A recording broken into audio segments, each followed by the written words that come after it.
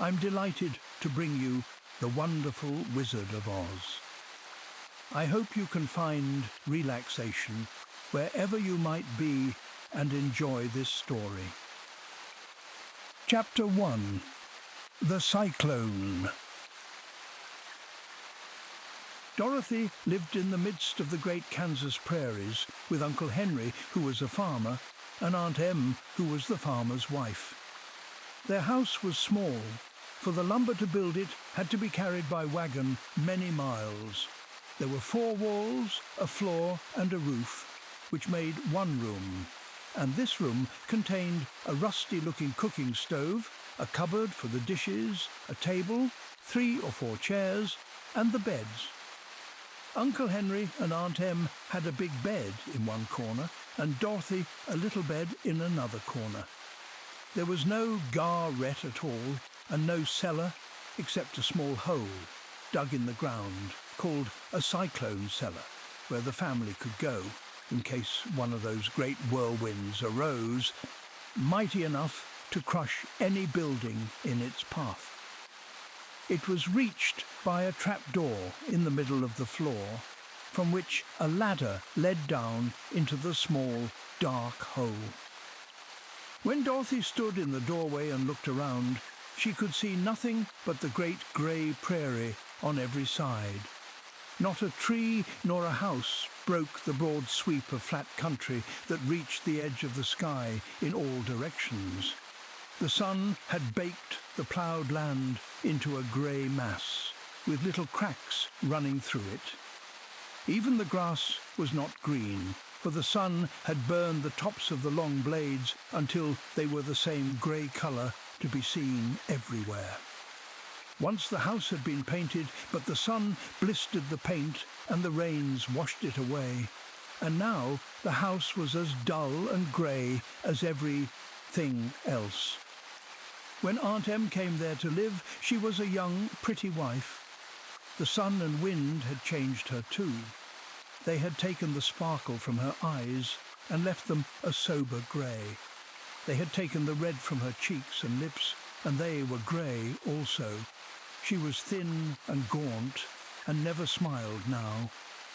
When Dorothy, who was an orphan, first came to her, Aunt Em had been so startled by the child's laughter that she would scream and press her hand upon her heart whenever Dorothy's merry voice reached her ears, and she still looked at the little girl with wonder that she could find anything to laugh at. Uncle Henry never laughed.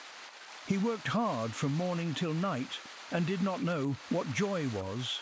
He was grey also, from his long beard to his rough boots, and he looked stern and solemn and rarely spoke. It was Toto that made Dorothy laugh and saved her from growing as grey as her other surroundings. Toto was not grey. He was a little black dog with long silky hair and small black eyes that twinkled merrily on either side of his funny wee nose. Toto played all day long, and Dorothy played with him and loved him dearly. Today, however, they were not playing. Uncle Henry sat upon the doorstep and looked anxiously at the sky, which was even greyer than usual. Dorothy stood in the door with Toto in her arms and looked at the sky too. Aunt Em was washing the dishes.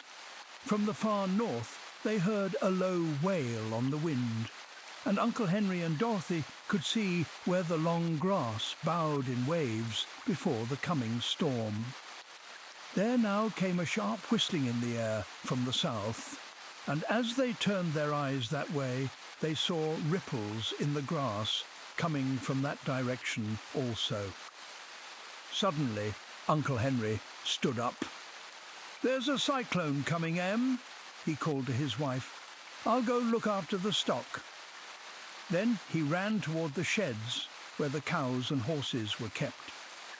Aunt Em dropped her work and came to the door. One glance told her of the danger close at hand. "Quick, Dorothy!" she screamed. "Run for the cellar!"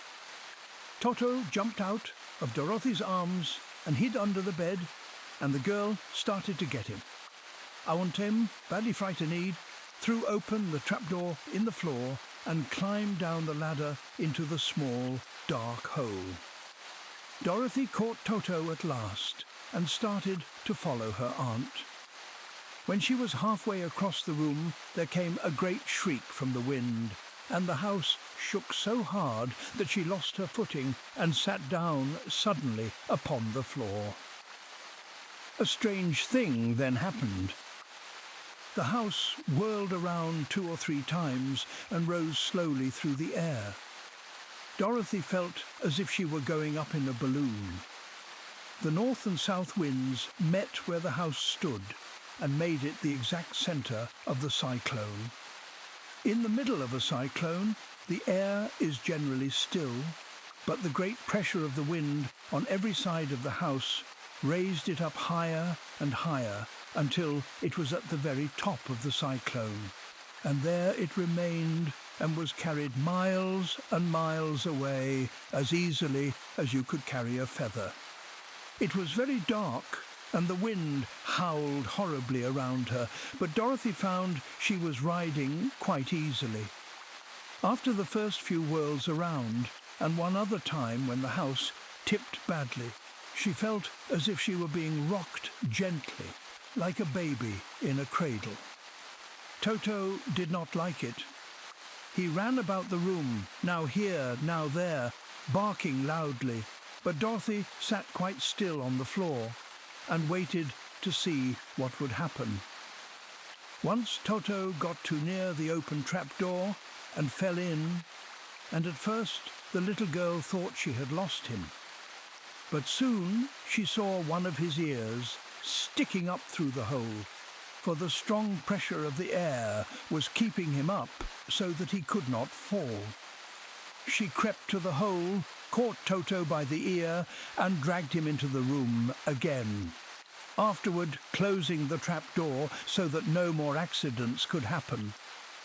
Hour after hour passed away, and slowly Dorothy got over her fright, but she felt quite lonely, and the wind shrieked so loudly all about her that she nearly became deaf.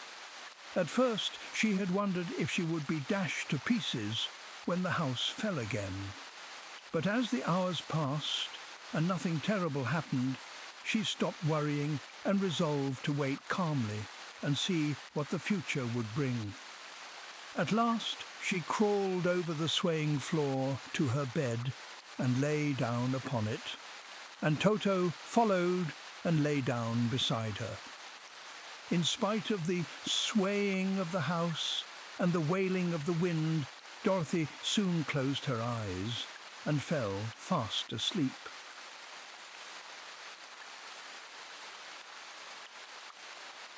Chapter 2. The Council with the Munchkins. She was awakened by a shock, so sudden and severe that if Dorothy had not been lying on the soft bed, she might have been hurt.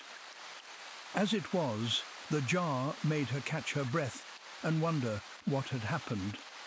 And Toto put his cold little nose into her face and whined dismally. Dorothy sat up and noticed that the house was not moving, nor was it dark, for the bright sunshine came in at the window, flooding the little room. She sprang from her bed and, with Toto at her heels, ran and opened the door. The little girl gave a cry of amazement and looked about her, her eyes growing bigger and bigger at the wonderful sights she saw. The cyclone had set the house down, very gently for a cyclone, in the midst of a country of marvellous beauty. There were lovely patches of green sward all about, with stately trees bearing rich and luscious fruits. Banks of gorgeous flowers were on every hand, and birds with rare and brilliant plumage sang and fluttered in the trees and bushes. A little way off was a small brook, rushing and sparkling along between green banks, and murmuring in a voice very grateful to a little girl who had lived so long on the dry, grey prairies. While she stood looking eagerly at the strange and beautiful sights, she noticed coming toward her a group of the queerest people she had ever seen. They were not as big as the grown folk she had always been used to, but neither were they very small. In fact, they seemed about as tall as Dorothy, who was a well-grown child for her age, although they were, so far as looks go, many years older. 3 were men and 1 a woman, and all were oddly dressed. They wore round hats that rose to a small point a foot above their heads, with little bells around the brims that tinkled sweetly as they moved. The hats of the men were blue, the little woman's hat was white, and she wore a white gown that hung in plaits from her shoulders. Over it were sprinkled little stars that glistened in the sun like diamonds. The men were dressed in blue, of the same shade as their hats, and wore well-polished boots with a deep roll of blue at the tops. The men, Dorothy thought, were about as old as Uncle Henry, for 2 of them had beards. But the little woman was doubtless much older. Her face was covered with wrinkles. Her hair was nearly white, and she walked rather stiffly. When these people drew near the house, where Dorothy was standing in the doorway, they paused and whispered among themselves, as if afraid to come farther. But the little old woman walked up to Dorothy, made a low bow, and said in a sweet voice, "You are welcome, most noble sorceress, to the land of the Munchkins.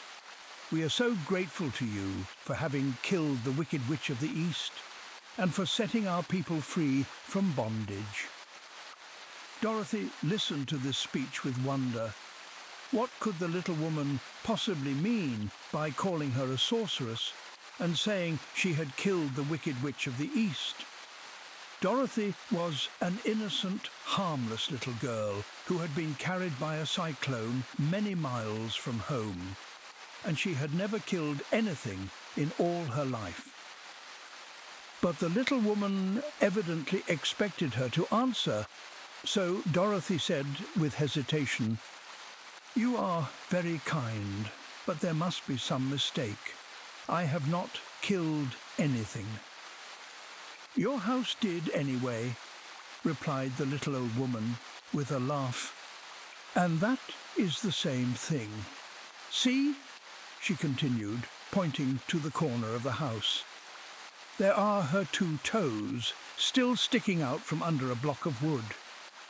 Dorothy looked and gave a little cry of fright. There indeed, just under the corner of the great beam the house rested on, 2 feet were sticking out, shod in silver shoes with pointed toes. "Oh dear, oh dear!" cried Dorothy, clasping her hands together in dismay. "The house must have fallen on her. Whatever shall we do?"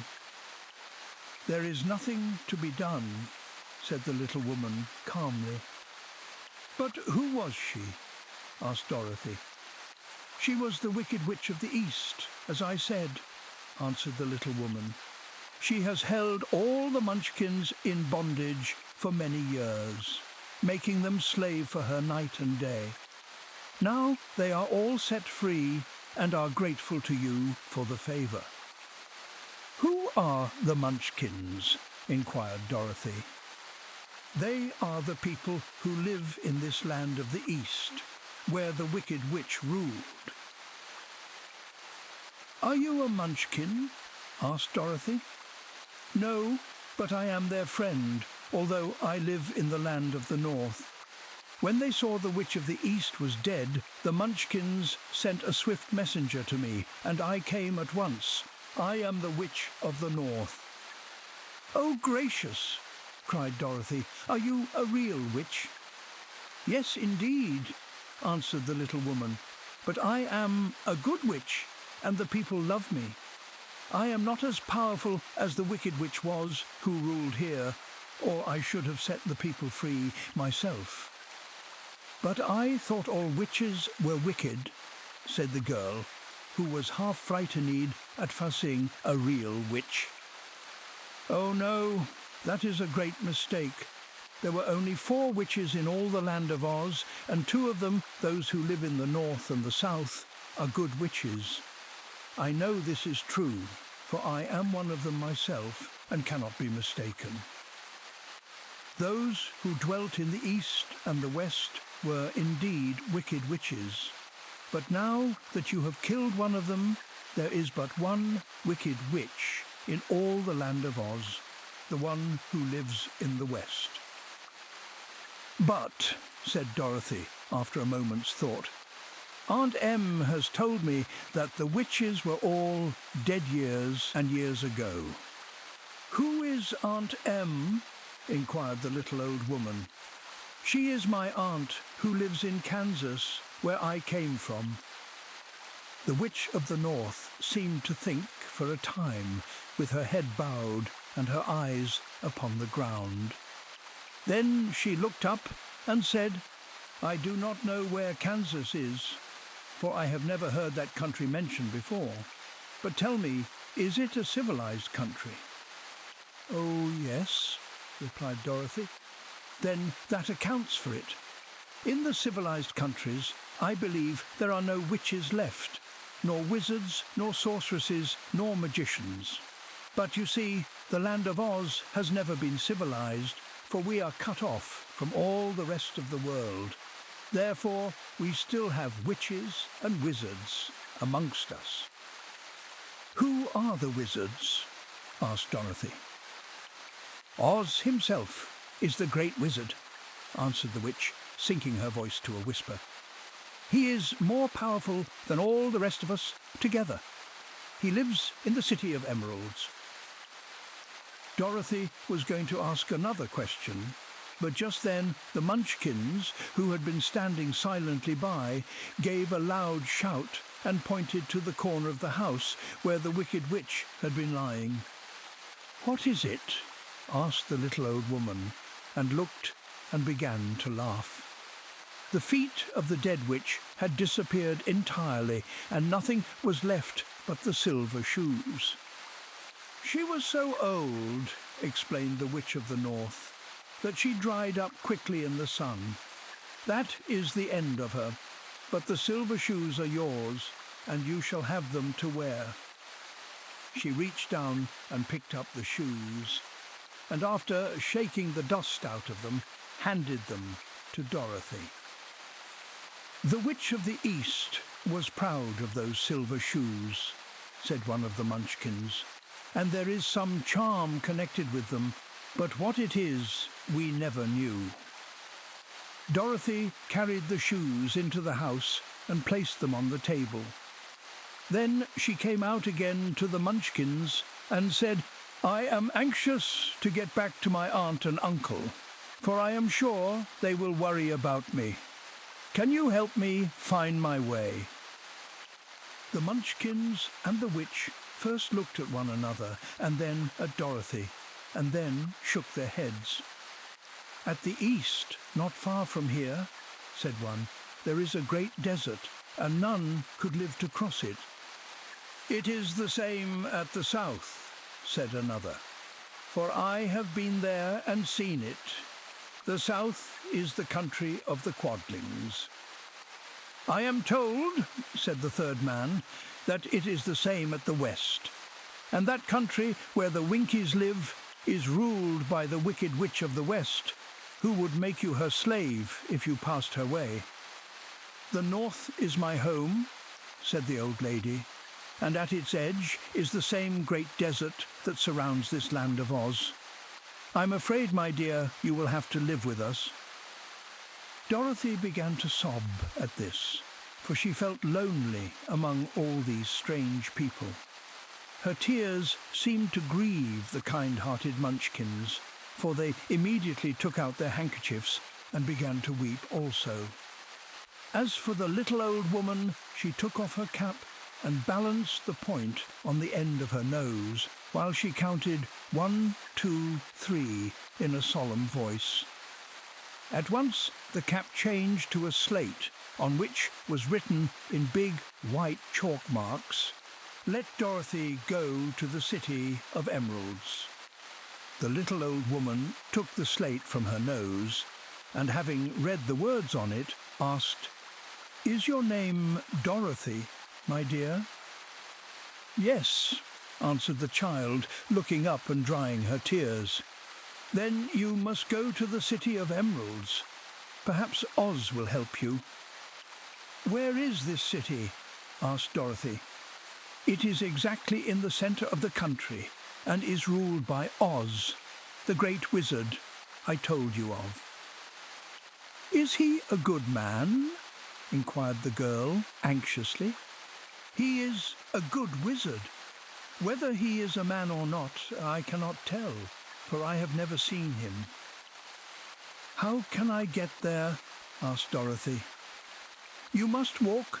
It is a long journey through a country that is sometimes pleasant and sometimes dark and terrible. However, I will use all the magic arts I know of to keep you from harm." "Won't you go with me?" pleaded the girl, who had begun to look upon the little old woman as her only friend. "No, I cannot do that," she replied. "But I will give you my kiss, and no one will dare injure a person who has been kissed by the Witch of the North." She came close to Dorothy and kissed her gently on the forehead.